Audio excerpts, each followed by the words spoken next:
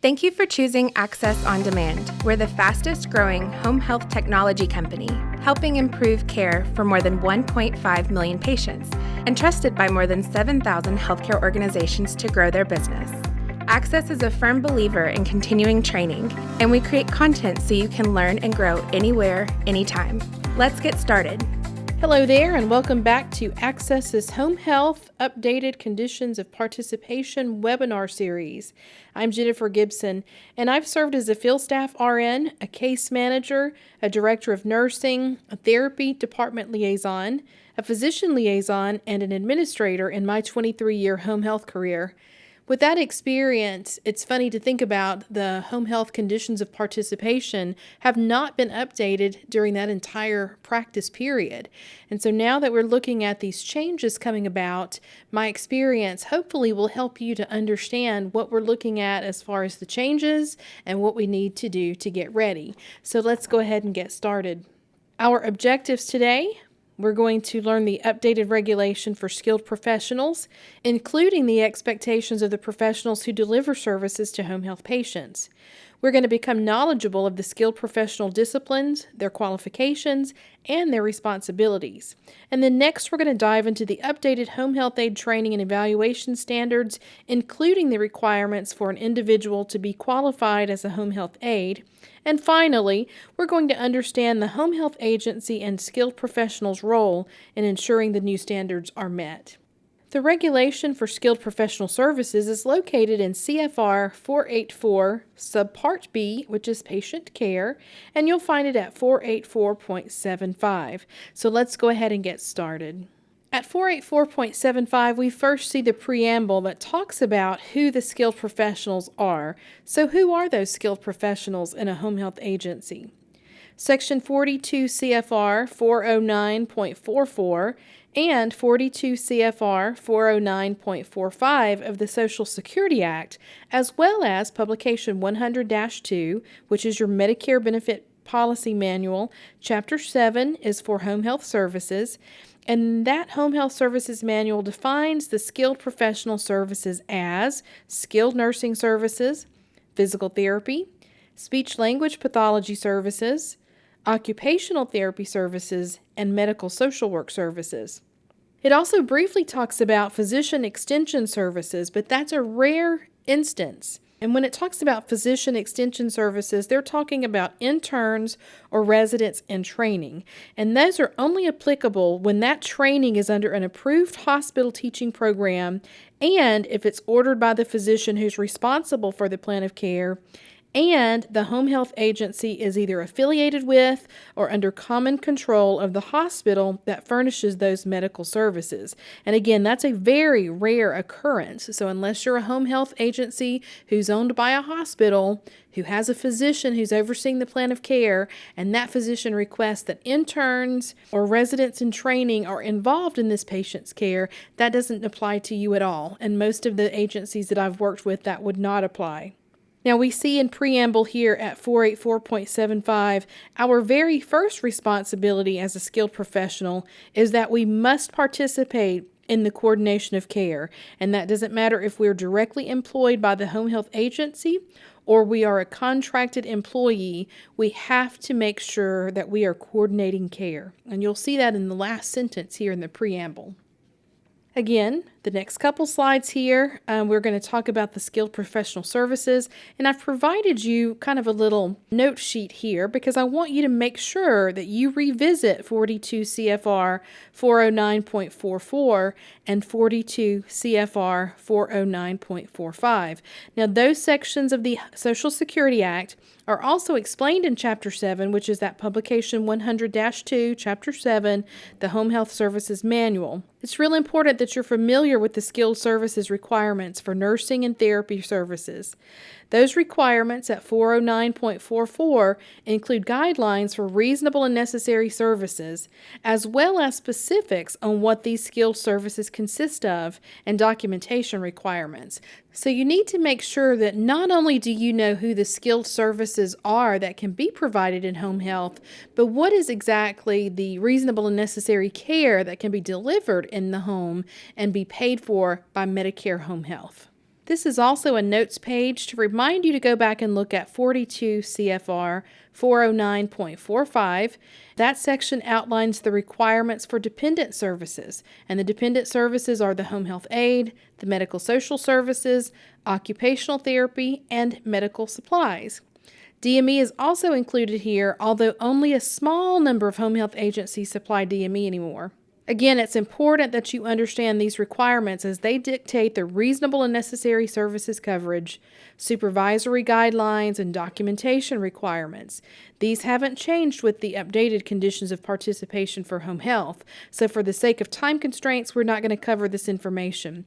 However, these slides on your handouts are to remind you to reference and/or refresh your understanding of these principles. Back to the revised COPs for home health. At 484.75a, we see that skilled professional services must be authorized, delivered, and supervised by professionals who meet the appropriate qualifications under 484.115, and these professionals practice according to the agency's policies and procedures. And that's real important there. I want to stress that, is that these different professionals operate and practice according to your agency's policies and procedures. Now, I emphasize that for this reason. In my 23 plus years of home health experience, I moved from Mississippi home health agencies where I worked to Tennessee where I worked at home health agencies, and then on to Texas where I currently reside. And in all of those job changes, moving around state to state, there was one theme that was pretty common, and that was this. Whenever I was hired at these home health agencies, quite often what would happen, I would go in and expect on my first day of hire to be oriented to the company and read policies and procedures and find out if this company was CHAP accredited or Joint Commission or just licensed and certified or ACHC and so on. But quite often what would happen would be that on my first day, I would go in and fill out a tax form and the minimum amount of paperwork needed so that I could be on the road. And then I was given a couple of admissions and a couple of research. And I didn't have the opportunity quite often to read that agency's policies and procedures. So 2 things I want to point out here. Number 1, if you're an administrator, I want to make you aware that these skilled professionals have to practice according to the agency's policies and procedures. So make sure you orient that field clinician and your internal office staff as part of their orientation as to what your policies and procedures are. And you need to make sure that you really understand your policies and procedures because you will be graded on whether or not you're following those. And then secondly, if you are a field clinician, remember it is your responsibility to understand what those policies and procedures are. And if you have an administrator who wants to put you to work right away and you don't know the policies and procedures, you have to let them know that that's part of what you need and that they have to orient you on that, okay? And I'm not trying to cause friction here between the two. I'm just saying that it needs to be a common understanding that you do have to practice according to that agency's policies and procedures. Now, Section 484.115 is referenced here, and that's located in the updated COP's Subpart C, and that talks about the organizational environment. One of the biggest changes in this section, Section 484.115, concerns the qualifications for the home health agency administrator. Currently, an administrator must be either a licensed physician or a registered nurse or a person who has training and experience in health service administration and at least a year of supervisory or administrative experience in home health care or related health programs. So basically, right now, you could hire an inexperienced registered nurse, an inexperienced physician, and when I say inexperienced, I mean inexperienced as to home health, or a person who has training and experience in health service administration and a year of experience in home health care, either of those 3, I should say. Now, here's the big change. For administrators who begin employment on or July the 13th of 2017, that will change. For administrators who begin their employment on or after July 13th, 2017, the qualifications are as follows. The employee must be a licensed physician, a registered nurse, or a person who holds an undergraduate degree, and they have experience in health service administration with at least a year of supervisory or administrative experience in home health care or a related care program. So it's not an either or. Now we're looking at a person who has experience in running a home health agency, which I think is a good change.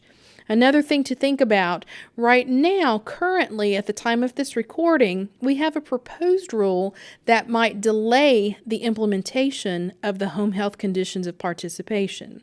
And if that's the case, whenever the implementation date is, whatever date that might be, it may be January 13th of 2018 as opposed to July 13th, 2017, but whenever that takes effect, the rules for the administrator will apply on that implementation date unless that changes in the final rule.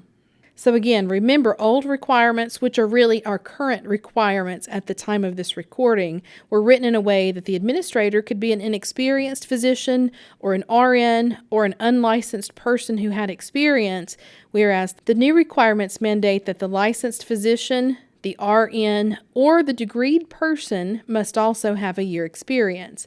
And by the way, it's up to your agency to decide what kind of undergraduate degree you're going to accept in this respect, okay? That CMS is not going to tell you that they have to have a bachelor's or a master's in a certain program. That's up to you and what your agency can find in your area and what you designate as your requirement. Again, remember that administrators who are currently working for your agency, if they are not fired or they don't quit the job or you don't hire someone new before the implementation date, regardless of their criteria, they can continue to be your administrator. If your administrator leaves and you hire a new one on or after the date of the implementation, they will have to meet the new criteria, even if they've been an administrator somewhere else under the old criteria before you hired them. This blank slide at 484.115, Personnel Qualifications, serves as a reminder to review Section 484.115 of the revised Home Health Conditions of Participation, which cover the personnel qualifications. Several of the therapist qualifications have either new guidelines, such as they must be licensed by the state in which they practice, or date-based qualifications such as on or before December 31st, 2009. You also will find a new standard for clinical manager who can be a licensed physician, a physical therapist, a speech-language pathologist, an occupational therapist, an audiologist, a social worker, or an RN. And that clinical manager, when you get into personnel qualifications, it really tells you what their role is, and that is to coordinate care, help plan with referrals, and so on. And so that clinical manager may very well be your director of nursing, but in some agencies that have a lot of patients or a big census, you may actually have several clinical managers. And so just keep that in mind as well as we continue to study. At 484.75b, we see the responsibilities of skilled professionals. And again, your skilled professionals are your skilled nurse, physical therapist, speech-language pathologist, occupational therapist, physician, as we talked about before in those rare circumstances, and your medical social worker or masters of social work. And we see that these skilled professionals must assume responsibility for, but not be restricted to, the following list. Number 1, they must perform ongoing interdisciplinary assessment of the patient. Number 2, they are responsible for the development and evaluation of the plan of care in partnership with the patient, the representative if they have any, and caregivers. So you see here that these skilled professionals, when they're doing their plan of care, it's not just with the patient, but also if they have a patient representative, and remember that can be like a family member or a neighbor or whomever that patient designates, and also the caregivers. And that's real important because as you're developing this plan of care, you need to know, for example, when the caregiver or the representative is available so that you can help teach or train or whatever you need to do with those persons. The skilled professional must also assume responsibility for providing services that are ordered by the physician in the plan of care. They're responsible for patient, caregiver, and family counseling. I bet you feel like I do. We've done that forever. Now it's actually in the conditions of participation. We've all been counselors at some point, right?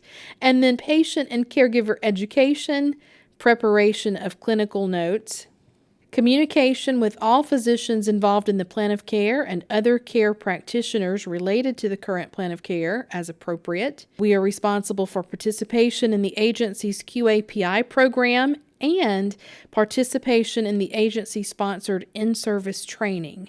So if you're a home health professional and you have a make-a-visit mentality where you just go out and do some minimal skill set and training for this patient, and then you let someone else do all the other work, that's not going to work under these conditions of participation. And agency administrators, the buck stops with you. So you have to make sure that your skilled professionals are engaging in this. If not, maybe they don't need to work for you. Perhaps they just don't understand their responsibility. So it's up to you to discipline and give them that education if need be and work with them. But certainly if you have ongoing issues that can now get you a standard level deficiency, I would make sure that they are operating within the COPs, or else they can go somewhere else. And I don't mean to sound ugly about that, but we have ongoing problems in our industry with clinicians who maybe turn their notes in late, or they don't really care about QAPI. They don't care about getting their stuff back timely, and so on. And I'm not picking on field nurses. I've certainly been in those situations where perhaps I have too much work to get my things in timely. So again, that ongoing conversation needs to happen. If there's an issue, there should be a mutual effort to find out and solve what the problem is. Regardless, by the way, if you're a clinician or a skilled professional practicing in a home health agency setting, it doesn't matter if you're full-time, part-time, or contracted, these standards apply. This squashes that whole make-a-visit mentality that's common in our practice setting. As individuals and professionals, we should be conducting ourselves by these standards anyway, so they're well within our scope of practice outlined in our Professional Practice Act. CMS stated in their comments in the final rule for the COPs that it's in the best interest of the home health agency staff that each discipline be held to the same high standard. For the sake of patients receiving care, we should all agree. So it doesn't matter if you're nursing or if you're a contract therapist, these standards apply, and we should expect the same from all of our skilled professionals. At 484.75C, we see the supervision of skilled professional assistants. And we see here that nursing services are provided under the supervision of a registered nurse that meets the requirements of 484.115K. That rehabilitative therapy services are provided under the supervision of an occupational therapist or a physical therapist that meets the requirements of 484.115F or H, respectively, and that medical social services are provided under the supervision of a social worker that meets the requirements of 484.115M. So basically all of that states that RNs have to supervise LVNs and LPNs, that physical therapists must supervise PTAs, OTs must supervise CODAs, and MSWs have to supervise social work assistants. The criteria for supervising RNs, PTs, OTs, social workers are relatively unchanged, by the way. So let's look at these one by one. Nursing services are provided under the supervision of a registered nurse that meets the requirements of 484.115K. What are those requirements? Again, there's a little blank there so you can kind of research and do your homework and fill in the blank. But basically, the supervising RN must be a graduate of an approved school of professional nursing and must be licensed in the state where they're practicing. And so we know in practice, as an administrator, we would need, of course, the diploma of this RN and also the license to be checked to make sure that they meet the criteria. We also know that we have to make sure we check the OIG exclusion list to make sure that this RN can practice under Medicare requirements and that they're not excluded from participating in Medicare money.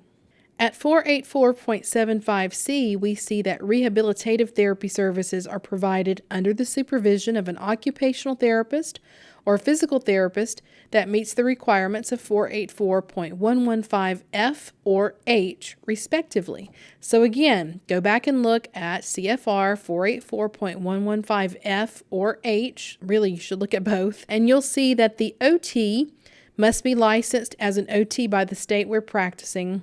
They must have graduated after successful completion of an OT education program accredited by the Accreditation Council for OT Education of the American OT Association, and that OT is eligible to take or has completed entry-level certification exams for OTs developed by and administered by the National Board for Certification in Occupational Therapy Incorporated, or NBCOT is its acronym. These guidelines are for OTs that are licensed January the 1st, 2010 or after.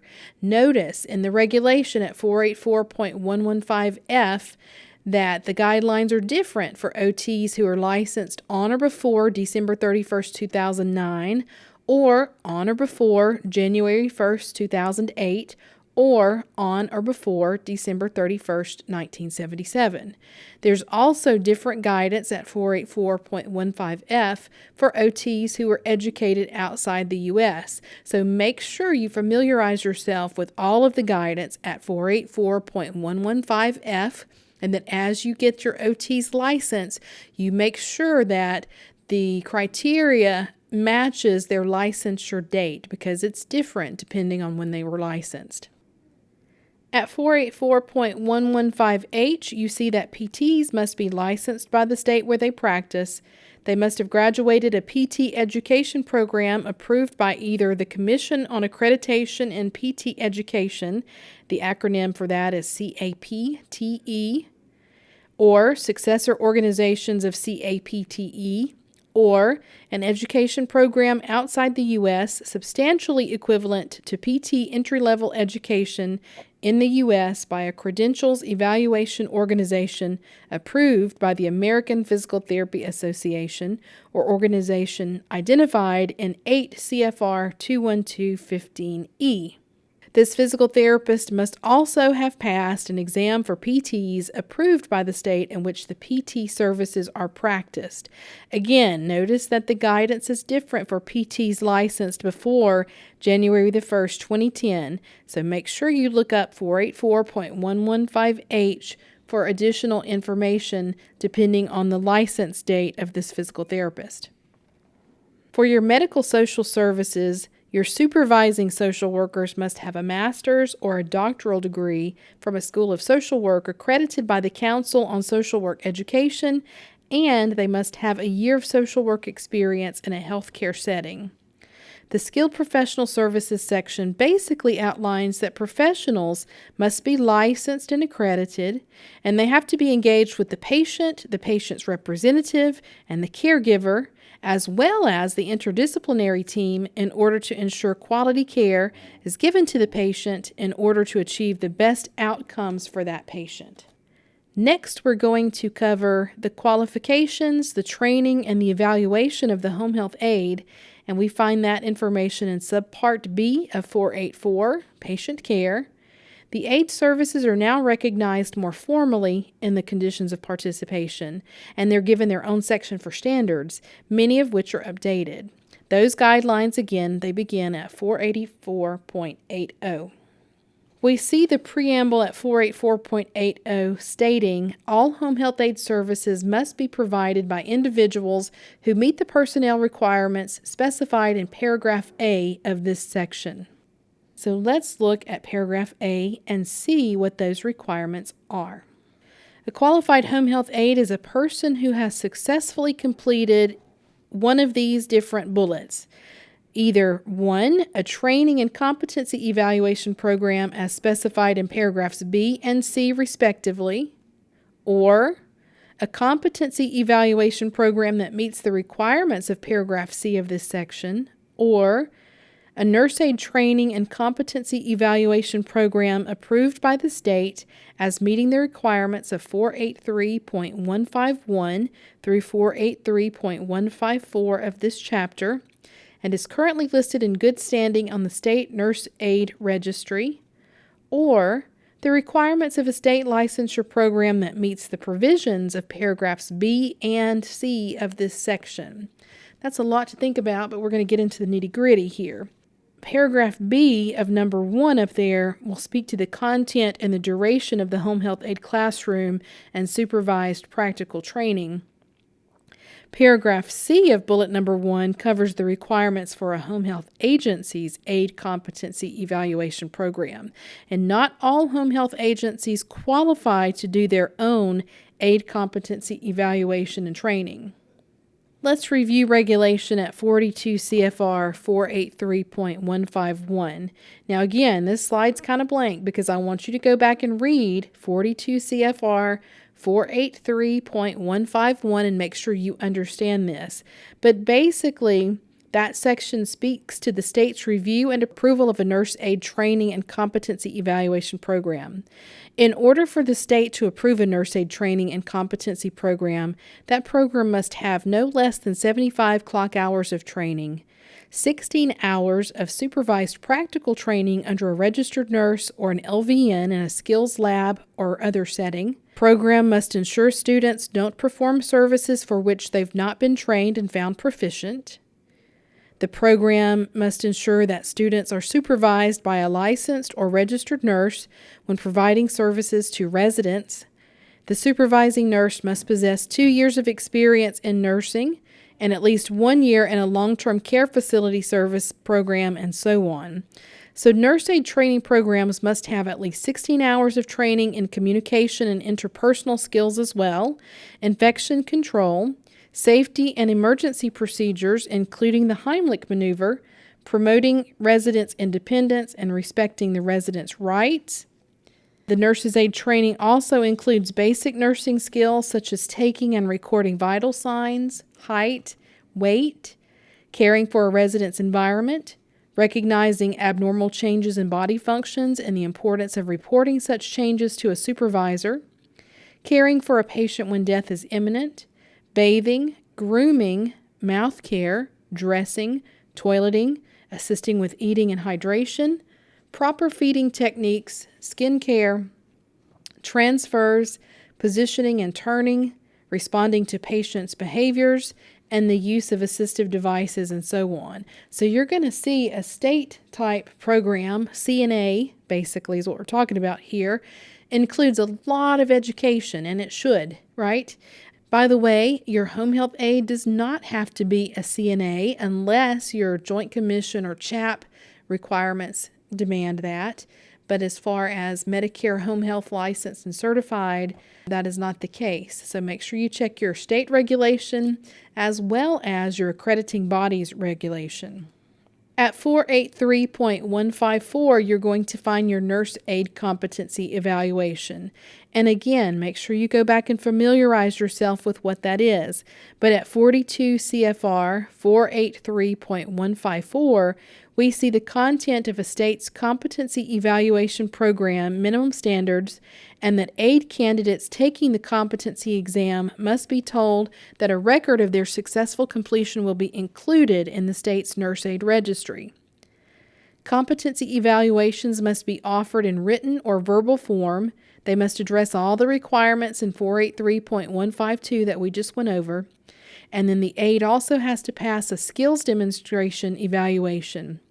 All of those guidelines are noted at 42 CFR 483.154. States often have more stringent requirements for aide education, training, competency, evaluations, certification, and supervision than these federal guidelines in the COPs. Remember, if your state guidelines are more stringent than the federal requirements, the state guidelines take precedence and vice versa. Also note, home health aides are not required to be CNAs, but CNA training may be considered an appropriate qualification for someone to be a home health aide. You'll also notice here at 484.80A, number 2, it talks about none of the services furnished by the individual as described in 409.40 of this chapter were for compensation. So what is it talking about there when it references 409.40?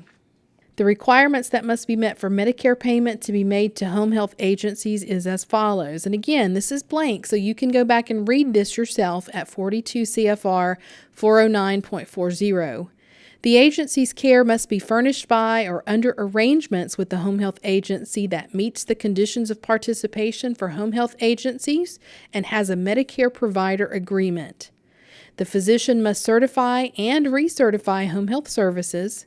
The patient must be confined to the home under the care of a physician in need of skilled services under a plan of care, must have had a face-to-face encounter, and remember your plan of care has to be sent to the physician before the RAP is billed.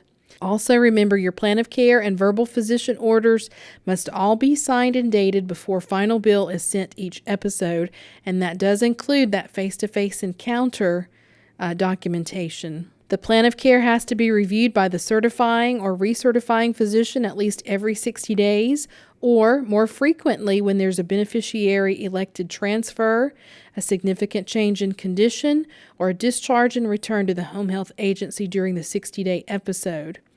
And remember, your skilled services have to be reasonable and necessary per Chapter 7 guidelines.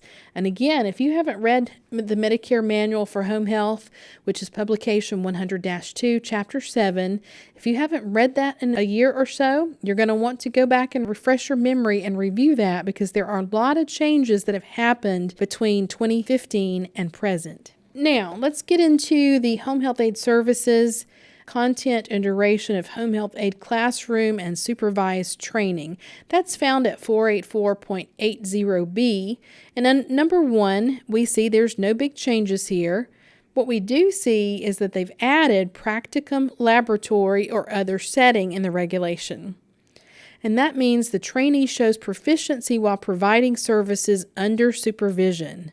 We also see that the training hours, which is 75, is the same as the old condition of participation requirements, and they match the nurse's aide required hours on the state side of training, right? So we're looking at a pretty extended period of time for this home health aide to be trained and supervised before they're released to do their own thing. And I think, again, that's a good thing. Other requirements for the home health aid classroom and supervised practical training are a minimum of 16 hours of classroom training must precede a minimum of 16 hours of supervised practical training as part of the 75 hours. So basically you have supervised 16 hours of classroom training and then an additional 16 hours of supervised training where they're performing these tasks with a patient or patients, and then 43 additional hours of training. Number 3, the home health aid training program has to address each of the following subject areas. And you're going to see under number 1, this is a new standard. You're going to want to mark that 3.1, communication skills, including the ability to read, write, and verbally report clinical information to patients, representatives, and caregivers, as well as to other home health agency staff. Then they also must address observation, reporting, and documentation of patient status and the care or service furnished. So training and home health aid note documentation becomes standardized, and agencies and surveyors will be able to assess the accuracy and the effectiveness of aid documentation that's produced as a result of this training. Agencies will be held responsible for the accuracy of information in the clinical record that's created by the home health aides. And agencies will be responsible for creating documentation, competency evaluations to assure the aide documentation skills are sufficient. Now, you'll have to have this information and documentation of this requirement done by the implementation date of the new COPs. So for the aides that you have working for you right now, you'll need to go ahead and ensure that they meet these requirements under number 3 and that you're documenting the same. The other things that have to be addressed in the home health aid training program include reading and recording temperature, pulse, and respiration. You notice blood pressure is not on there. Basic infection prevention and control procedures. Basic elements of body functioning and changes in body function that have to be reported to an aide's supervisor. The maintenance of a clean, safe, and healthy environment. Recognizing emergencies and the knowledge of instituting emergency procedures and their application. The physical, emotional, and developmental needs of and ways to work with the populations served by the agency, including the need for respect for the patient, his or her privacy, and his or her property. Appropriate and safe techniques in performing personal hygiene and grooming tasks that include a bed bath, sponge, tub, and shower bath, hair shampooing in the sink, tub, and bed, nail and skin care, oral hygiene, toileting, and elimination. And I want to pause just for a moment to emphasize quite often on your aide checklists, we might not always check the home health aide off doing each of the types of baths and each of the kinds of hair shampooing. But under the COPs that are updated here, we see that they have to show proficiency and address each of the following areas. So we will have to check this aide off with all of the types of baths and all of the types of shampooing, including shampooing the hair in the bed. And I've had in my experience times when an aide literally didn't know how to do that, and we had to teach them and even get the right equipment so that they could shampoo their hair in bed. So just bear that in mind. That's part of our responsibility as a home health agency as well. Other areas that must be addressed in the home health aide training program include safe transfer techniques and ambulation, normal range of motion and positioning, adequate nutrition and fluid intake, recognizing and reporting changes in skin condition. Mark that one as well. That's new. That's number 13 that you see under 3. Any other task that the agency may choose to have an aide perform as permitted under state law. And then the agency is responsible for training home health aides as needed for skills not covered in the basic checklist as described in B3(9) of this section. Now, aides that are currently employed will need training and competency evaluations on the new skills by the July 13th, or if it's delayed, the new implementation deadline. This can be done through routine in-service training. For example, the documentation requirement and the new skin condition changes. In the proposed conditions of participation, by the way, it talked about skin condition including pressure ulcer recognition. In the final rule, they took away the pressure ulcer recognition because they said that's really outside the scope of a nurse's aide or a home health aide. So now we're just talking about changes in skin condition. If they see redness that wasn't there before, if they see a crack or a blister or whatever, we need to make sure they recognize those changes and that they report them, and that you document that they have been trained and they're competent. All right, at 484.80B number 4, it tells us here that the agency must maintain documentation that demonstrates the requirements of this standard have been met. That's going to be your competency checklists, your yearly performance evaluations, and so on. At 484.80C, we get into the competency evaluation section for home health aides. It says that the home health aide may furnish home health services on behalf of an agency only after that individual has successfully completed a competency evaluation program as described in this section.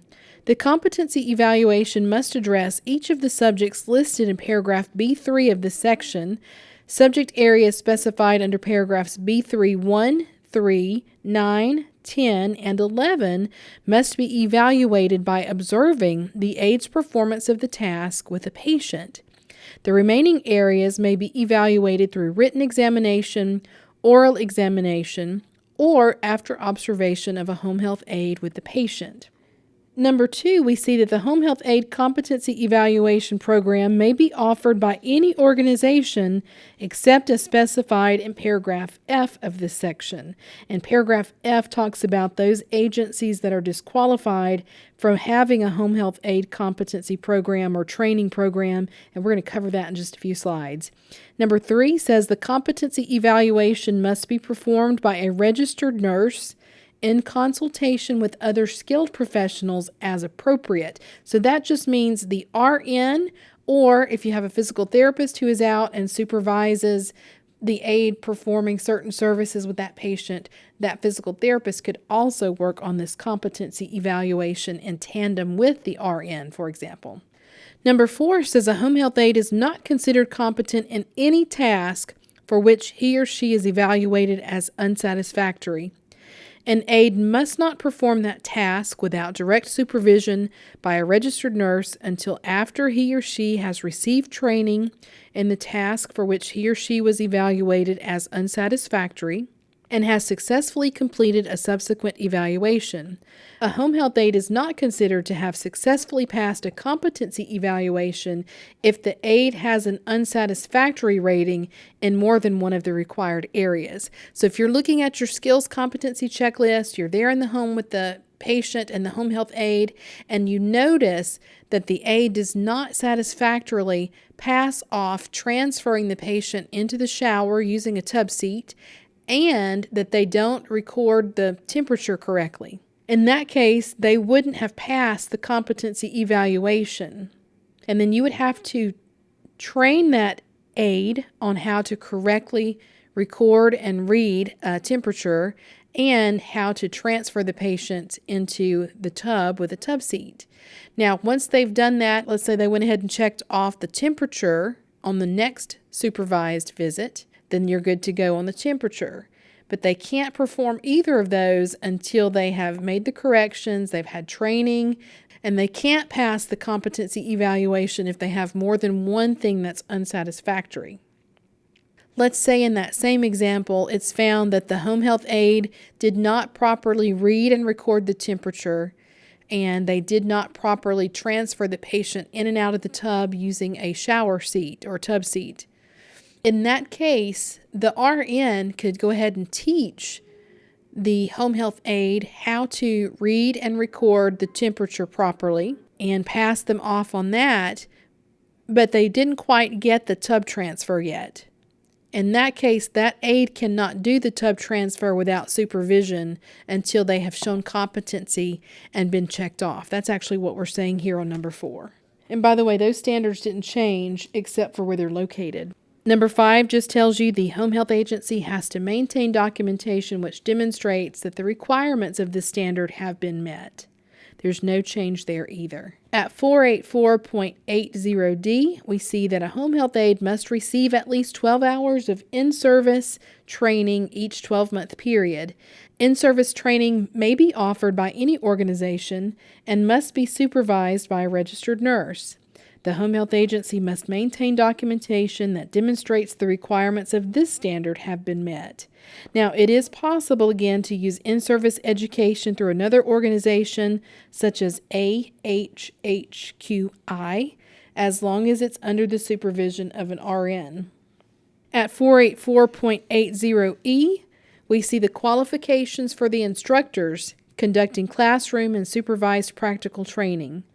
That classroom and supervised practical training must be performed by an RN who possesses a minimum of 2 years nursing experience, and at least 1 year of which has to be in home health care, or by other individuals under the general supervision of the RN. So basically we're saying that if you hired an RN just out of the hospital setting who's never done home health before, that RN could not do classroom and supervised practical training until they have at least 2 years of nursing experience and 1 year of home health experience. So make sure your policies are updated and that you have adequate personnel doing the classroom and supervised practical training if you're going to have your own home health aide training course. At 484.80F, we see that a home health aide training program and competency evaluation program may be offered by any organization except by a home health agency that within the previous 2 years was out of compliance with the requirements of paragraphs B, C, D, or E of this section, or who permitted an individual who does not meet the definition of a qualified home health aide as specified in paragraph A of this section to furnish home health aide services with the exception of a licensed health professional or a volunteer. What does that mean? If I have an LVN who's practicing as a home health aide, that doesn't count when it talks about a qualified home health aide. And I've certainly made aide visits as an RN as well. Other organizations who are unable to provide training and competency evaluation programs are those agencies who might have been subjected to an extended or partially extended survey as a result of having been found to have furnished substandard care or for other reasons as determined by CMS or the state, or agencies who were assessed a civil monetary penalty of $5,000 or more as an intermediate sanction, or agencies who were found to have compliance deficiencies that endangered the health and safety of the agency's patients and had temporary management appointed to oversee the management of the agency, or agencies who have had all or part of its Medicare payments suspended. So if you have an OIG investigation, for example, and your Medicare payments are suspended for that reason, then you can't do the aide training and competency program yourself.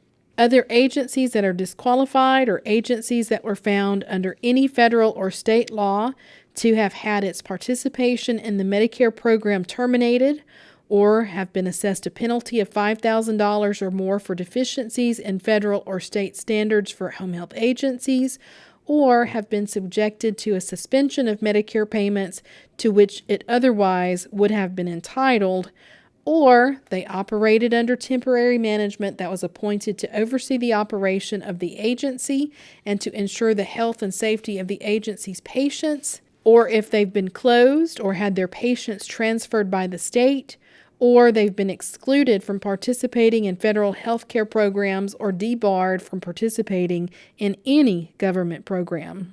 At 484.80G, we see the home health aide assignments and duties. At number 1, we see the home health aide is assigned to a specific patient by a registered nurse or other appropriate skilled professional with written patient care instructions for a home health aide prepared by that registered nurse or an appropriate skilled professional, that is, physical therapist, speech-language pathologist, or occupational therapist. What does that mean? That means now therapists will be able to determine the home health aide assignment.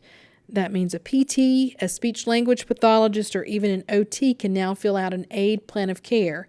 They could always supervise the every 14-day supervisory visits, but they couldn't do actually the care plan. That would have had to have come from the RN or a case manager. But with the updated conditions of participation, whenever those are implemented, be it July the 13th, 2017 or January the 13th, 2018, those same skilled professionals will now be able to fill out a home health aide plan of care. Isn't that awesome? I think that certainly gives us a lot more flexibility as to who can supervise the aide and get that aide started to see the patient. Number 2, the assignments say that the home health aide provides services that are ordered by the physician. They're included in the plan of care. They're permitted to be performed under state law, and they're consistent with the home health aide training. Note, the physician-established plan of care should authorize the aide services in general, but then the aide-specific plan of care would be established by the RN or qualified professional with detail about what they're supposed to do. At 484.80G number 3, we see the duties of a home health aide, and those include the provision of hands-on personal care, the performance of simple procedures as an extension of therapy or nursing services. For example, they could help after they've been trained and checked off on range of motion exercises, for example. Number 3, it talks about assistance in ambulation or exercises and assistance in administering medications ordinarily self-administered. Now, you'll have to check your state laws as far as the administration of medications. Some states will not allow that and some states will. I know here in Texas, we cannot allow home health aides to administer medications. However, we can have the patient be reminded to take their medication by the home health aide. At 484.80G number 4, it says, home health aides must be members of the interdisciplinary team. They must report changes in the patient's condition to a registered nurse or other appropriate skilled professional, and they must complete appropriate records in compliance with the agency's policies and procedures. Again, this emphasizes the aide's importance in the interdisciplinary team. Oftentimes, your home health aide will see things because they have a more intimate relationship with that patient than we might as skilled professionals. And so it's real important to make them feel a part of that interdisciplinary team and that they are understanding that they have to report changes in that patient's condition, and then they have to reflect that in their records as well.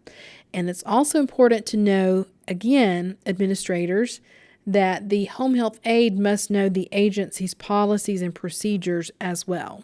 But as far as how the interdisciplinary team approach is implemented, CMS has given agencies a lot of flexibility on how they want that home health aide to function as part of the interdisciplinary team. At 484.80H, we see the supervision of home health aides, and number 1I says, if home health aid services are provided to a patient who's receiving nursing, PT, OT, or speech, an RN or other appropriate skilled professional who's familiar with the patient's plan of care, and the written care instructions described in 484.80G must make an on-site visit to the patient's home no less frequently than every 14 days. The aide does not have to be present during that visit. The skilled professional who supervises the home health aide has to be familiar with the patient's plan of care, and the written instructions or the aide care plan that we just covered in the section prior. And again, just to emphasize, it's every 14 days, not every 2 weeks. Supervision by phone is not adequate. Patients are not qualified to identify substandard care or standards of aid practice when they're not followed. And CMS even points that out in the final rule in their comments that, a phone supervisory visit is not going to fly because those patients may or may not know, and usually are not qualified to know, if the aide is not following its Practice Act or standards of care, or they're having any kind of problems. It's your agency's responsibility to ensure best practices and that the policies and procedures are followed. It's not the patient's responsibility to do that. And for that reason, you have to go to the patient's home. We see at 484.80H1 number 2, if an area of concern in aid services is noted by the supervising registered nurse or other appropriate skilled professional, then the supervising individual must make an on-site visit to the location where the patient is receiving care in order to observe and assess the aid while he or she is performing care.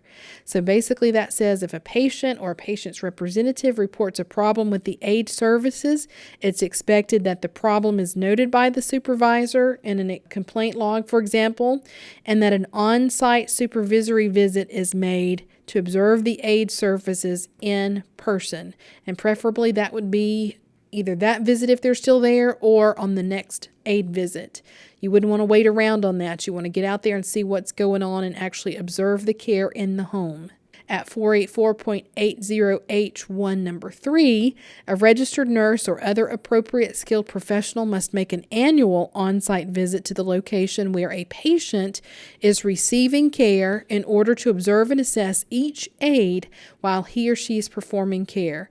Now again, for every aide that is employed yearly, you have to go watch that aide with at least one patient giving care in order to observe and assess whether or not they're proficient in the aid skills. At 484.80H, we see under supervision of home health aides and number 2, if home health aid services are provided to a patient who is not receiving skilled nursing care, PT, OT, or speech-language pathology, the registered nurse must make an on-site visit to the location where the patient is receiving care no less frequently than every 60 days in order to observe and assess each aide while he or she is performing care. Again, this is for the non-skilled patient. Perhaps this is the patient who's doing a Medicaid waiver program or a non-medical type care. In those cases, when there are no RNs, PTs, OTs, or speech language pathology services for this patient. Your SUP visits are every 60 days for each patient, not every 14 days. All right, under 484.80H, number 3, if a deficiency in aide services is verified by the RN or other skilled professional during an on-site visit, then the agency must conduct and the aide must complete a competency evaluation in accordance with paragraph C of this section. So if you see a problem, you're going to go back and do the entire aide competency evaluation, make sure they know how to perform the skills, make sure that they are not performing unsatisfactorily in more than one area, and if they are, they can't perform those items until they've been retrained, reassessed, assessed to be competent, and then checked off again. Okay, otherwise they can't perform that without direct supervision of an RN or an other professional skill. Under 484.80H, number 4, it talks about the home health aide supervision must ensure that aides furnish care in a safe and effective manner, including but not limited to the following elements. They must follow the patient's plan of care for completion of tasks assigned to the home health aide by a registered nurse or other appropriate skilled professional. They must maintain an open communication process with the patient representatives if they have any, caregivers, and family. They must demonstrate competency with assigned tasks. They must comply with infection prevention and control policies and procedures. They must report changes in the patient's condition, and they must honor patient rights. We see that all 6 of those elements must be addressed on each and every aide supervisory visit, by the way. Make sure that they're following those tasks assigned on the plan of care, that you note some examples perhaps of how they're communicating with the family members and the patient, and so on. And you need to do that each and every time you do an aide sup visit every 14 days. At 484.80H, number 5, it says, if the home health agency chooses to provide home health aide services under arrangement, so you're contracting your aide services in this scenario, the agency's responsibility also include, but are not limited to, ensuring the overall quality of care provided by an aide, supervising the aide services as described in H1 and 2 of this section, and ensuring the home health aide who provides services under agreements have met the training or competency evaluation requirements or both of this part. Basically what it says is that you can't just hire somebody, contract, and hope for the best and assume that that contract agency is making sure that the aide's competency list is proper, and so on. It also squashes that make a visit mentality. Your agency is responsible for the care delivery of the staff members, no matter if they're directly hired or if they're contract staff. It's still your responsibility to do their competency checklists, to make sure that the aide is performing the task properly and that the quality of care and the rights of the patient are followed. At 484.80I, we get into the part of the conditions of participation that talk about individuals furnishing Medicaid personal care aide-only services under a Medicaid personal care benefit. And it says an individual may furnish personal care services as defined in 440.167 of this chapter on behalf of a home health agency. Before the individual may furnish personal care services, the individual must meet all qualification standards established by the state. The individual only needs to demonstrate competency in the services the individual is required to furnish.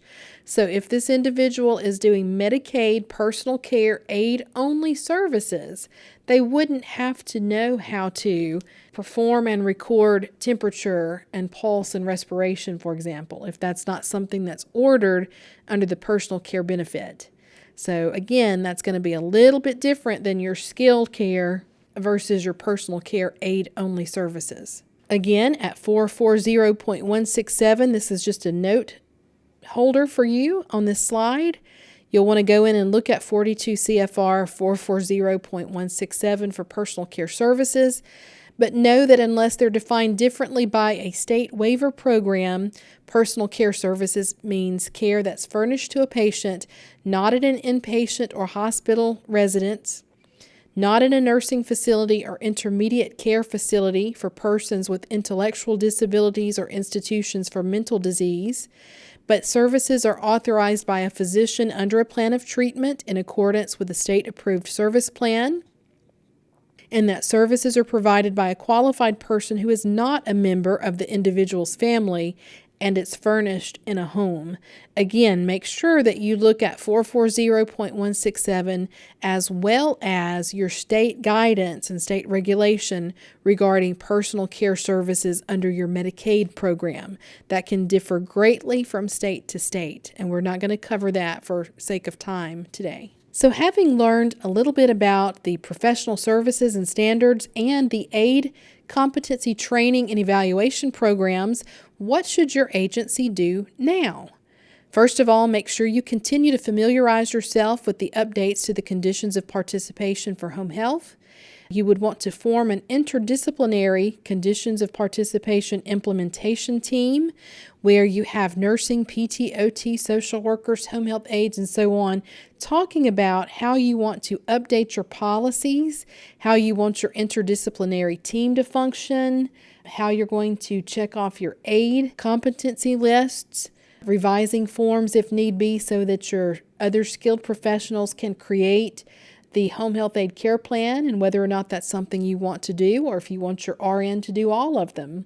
You'll want to update your forms as needed. You'll want to identify educators and preceptors for the implementation of the conditions of participation, and also for training your employees on the new standards, such as identifying skin changes for the home health aide, for example. And then you want to make sure that your skilled staff and your aide staff understand what is expected of them and what they're going to have to do to comply with your conditions of participation. You may also have to reach out to your contract staff companies and make sure that you do some education with them as far as what requirements have changed and what you expect from them and how you might coordinate the care and the policy changes with that staffing company. You're certainly going to want to review the contracts for your contract professionals under arrangement.